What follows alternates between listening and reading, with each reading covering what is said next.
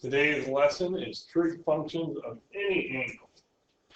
Now this is beyond just a unit circle. We could have radius more than one.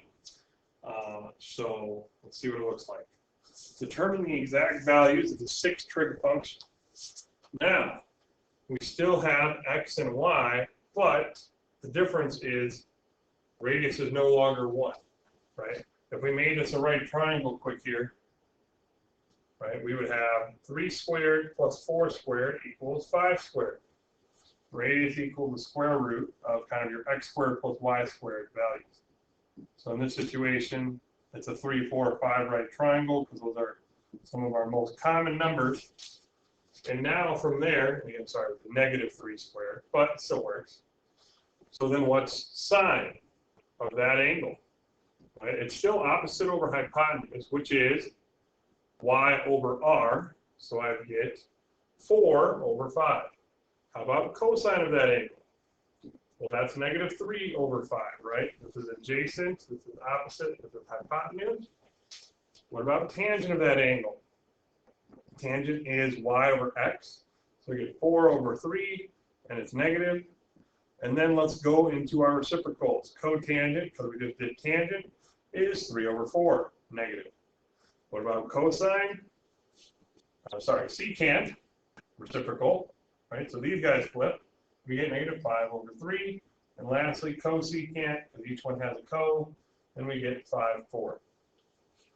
Now, the more you work with these, the more comfortable you'll get with them, and the quicker it will work.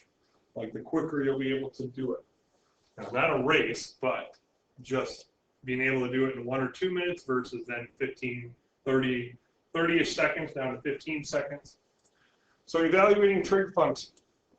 Now, as I showed you a couple times, I've got that box memorized very well to be able to give you a shortcut or not. This 1, 0, 0, 1, root 3 over 2, 1/2, right? This unit circle value chart memorized so that I could give it to you backwards and forwards. Because from this chart, I can give you quadrant 1, quadrant 2, quadrant 3, and quadrant 4 answer. Right? What's the difference is just what are my signs going to be, right? Is it quadrant 1 where we're positive, positive, right?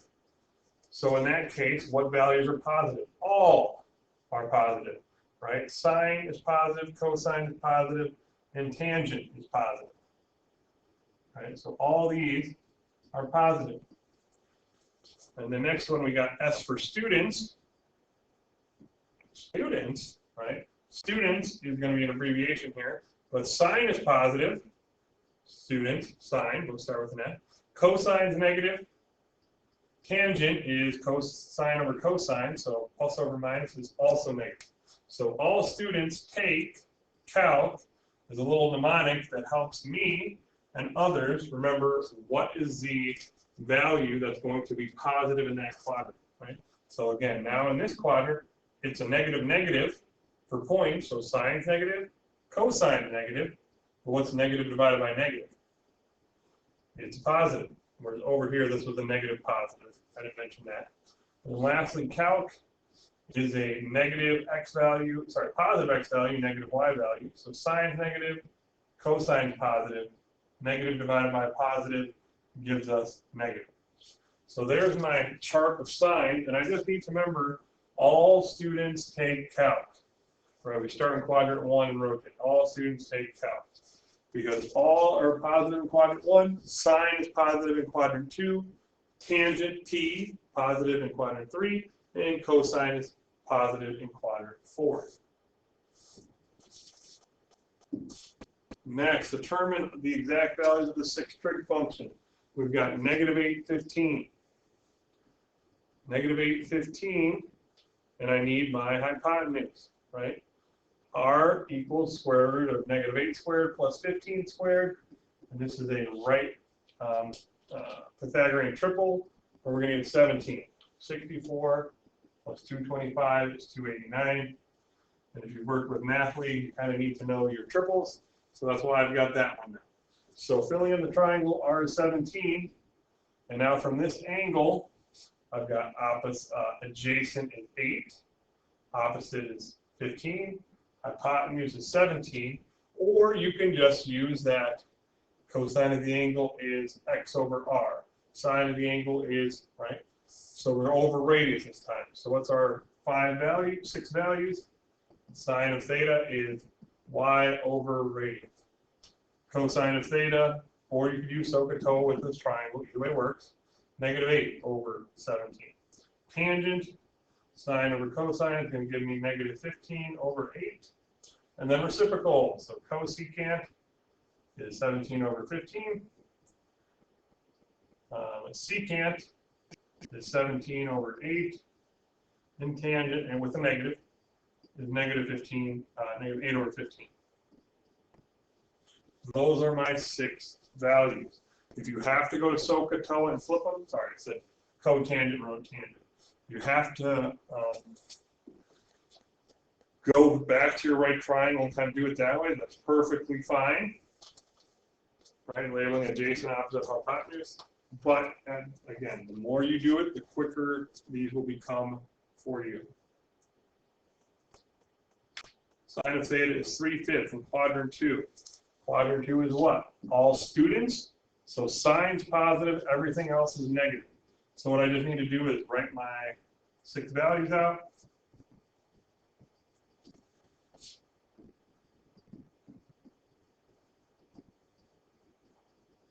And I'm right away, sine's the only thing that's positive, so negative, negative, negative, negative, and now I just need to worry about the values, right? So again, my triangle is going to look like this. Opposite is 3, hypotenuse is 5. That one's 4. Where do you think that comes from? So this time we have 5 squared equals 3 squared plus a squared minus 3 squared. 16 equals what number squared? That's 4. So how do I do that in my head? No, this is a 3, 4, 5 right triangle. One of the most common right triangles. So once I see 3 and 5, and I know 5 is not one of my legs, I know my other leg is 4. So filling it in, you've got 3/5 here. Cosecant is going to be the flip. Cosine is the 4 over 5, so secant is 5 over 4. And then tangent is 3 over 4 negative. And then we're flipping it one more time for cotangent.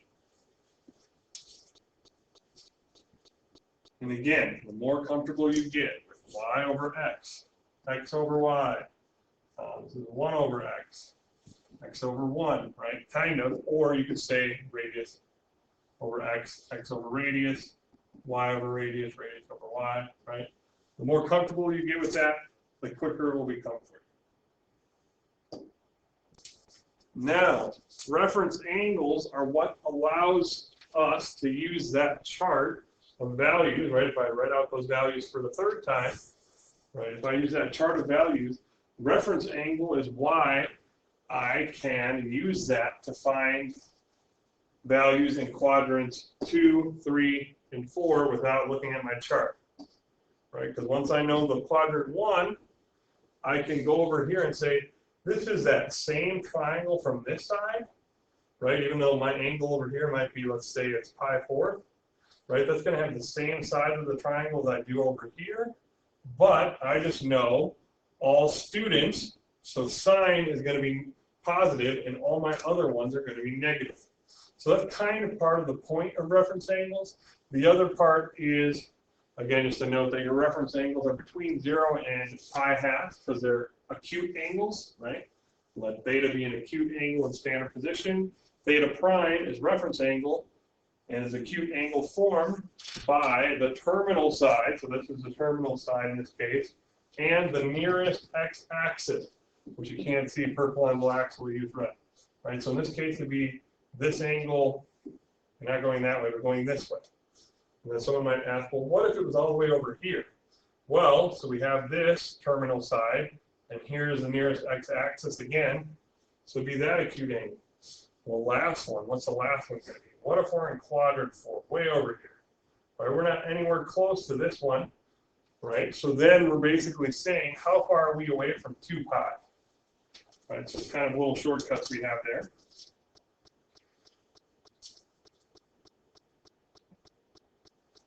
Now, there's kind of pattern to the answers. What they're going to do is they're going to say, what about 6 pi 7th? What's the reference angle? So you're going to want to draw it, understanding that we're kind of split into pi halves here, right? And the formula is going to be, if we're in quadrant 1, they gave you the angle, right? If they're in quadrant 1, the reference angle is the angle. In this case, what if you're in quadrant 2, right? So I gave you a 6 pi 7th as an example, right? So we have this line here. We're looking for this angle here as a reference angle. You are going to do pi minus the reference angle, right? Pi minus the reference angle gives you that answer, right? So quadrant 2, pi minus the reference angle. Or sorry, minus your angle gives you the reference angle. I flipped it up. Pi minus angle gives you reference angle. What if we're over here in quadrant 3, right? Quadrant 3, it's going to be, well, we're just looking for this, so we're actually subtracting pi. So this is going to be angle minus pi equals your reference angle, right? So if they give you, right, like a 9 pi 7, right, 9 pi 7 minus pi, our reference angle would be 9 minus 7 is 2 pi 7. And lastly, if we're in quadrant 4, right, we're closest to 2 pi. So quadrant 4, kind of color coding a little bit here, right? So what if we were like, I don't know, 13 pi 7, right? So we're basically seeing what's this angle here. So you're going to do 2 pi minus the angle given, gives me my reference angle in quadrant 4. And that is the patterns we follow for this one. Okay.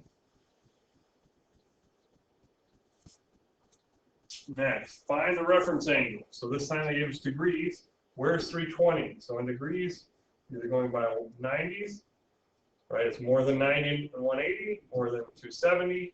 So it's somewhere over here in quadrant 4, pardon me. So how far are we away from 360, right?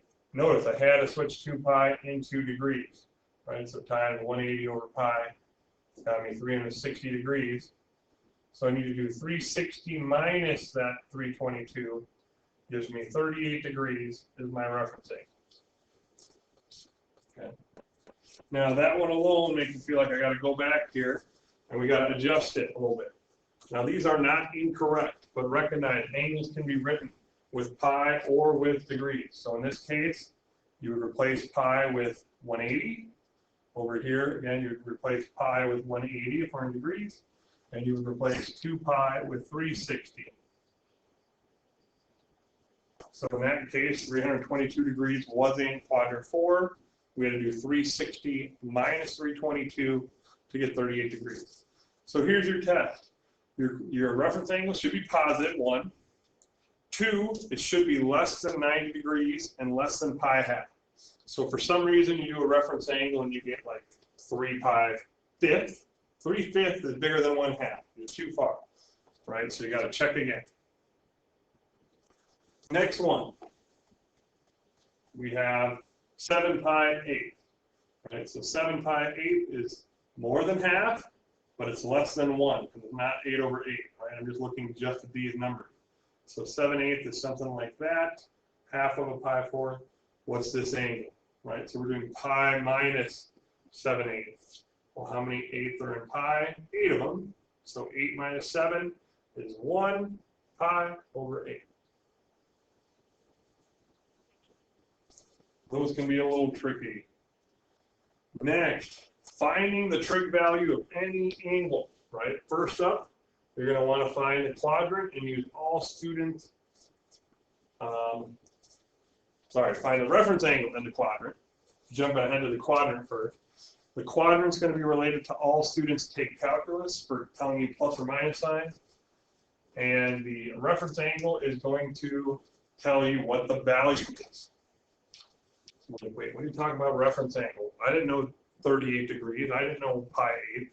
Most of the time we're using it with your favorite chart. This chart again, right?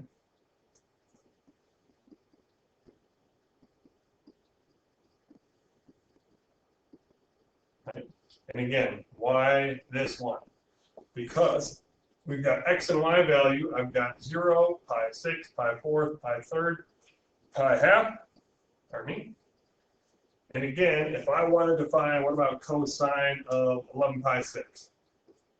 Okay. So just as a quick example, 11 pi 6, I know that my reference angle is going to deal with the denominator. In this case, pi 6 is my reference angle. Why? Because there's no other one that has 6. Your denominator is generally going to stay the same with that. Actually, every time I can think of it, stays the same. And 2, what quadrant is it in? Right, 11 pi 6 is over here in quadrant 4. So doing all students take calc. Oop, cosine's positive, so it's going to be plus. And then cosine is the x value, so I'm taking square root of 3 over 2. And that is my answer. So that's an example of how using the unit circle and using just one quadrant. Notice I didn't do all 4 quadrants here. I did positive, positive. And I can find, that one's going to be a sign negative. Down here in quadrant 3 is tangent, right? I can adjust my plus or minus sign, not SIN sign, based on what quadrant. So, of course, practicing with number of pi and we get degrees, but we got 225 degrees, right? So what quadrant's that in? So we got 90, 180, 270. So it's halfway between these numbers. And I need a 45-degree angle. 45 degrees on that last chart's right here. Right, so I'm going to be square root of 2, square root of 2. But what am I looking at? Sine, cosine, and tangent. Great. So sine, cosine, and tangent. So I need the point. The point of this one, all students take. This tells me they're both negative. So this is negative root 2 over 2, negative root 2 over 2. And so sine is the y value, negative root 2 over 2. Cosine is the x value, which is the same. Tangent is both of those over each other, which is 1. Right? That one's positive. They're the same, so you get 1. What about 5 pi thirds? Right? 5 pi thirds is down here in this quadrant. And then I'm going to go back and look what is pi thirds on my chart. So going back 1, pi thirds is 1/2 root 3 over 2. So 1/2 root 3 over 2. And now I'm going to do the plus or minus sign. All students take calc. So cosine is positive, sine is negative. So sine of the angle, cosine of the angle, tangent of the angle, and then I'm just filling it in from that point down there. Right? We've got negative root 3 over 2, got positive half, negative root 3 over 1 gives me negative root 3 for tangent. And there's my answer.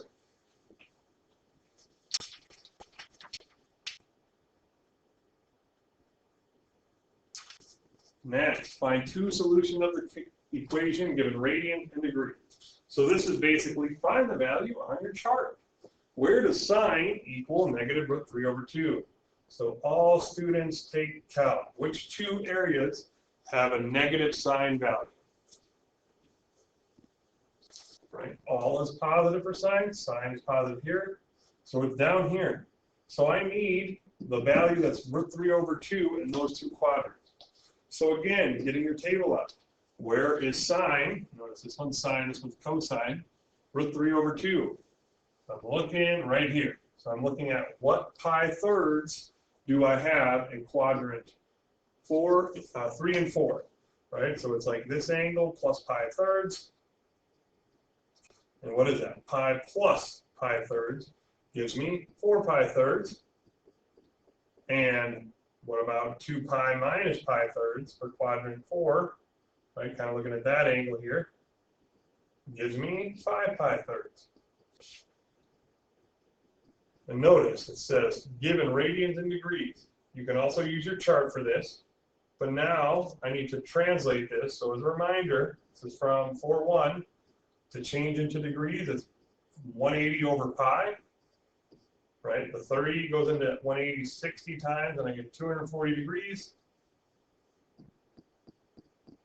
And then doing 5 pi thirds is going to get me 300 degrees. Because instead of 4 times 60, we're going to do 5 times 60. The thirds are canceled just the same. Next one, we've got a trickier one. What about secant?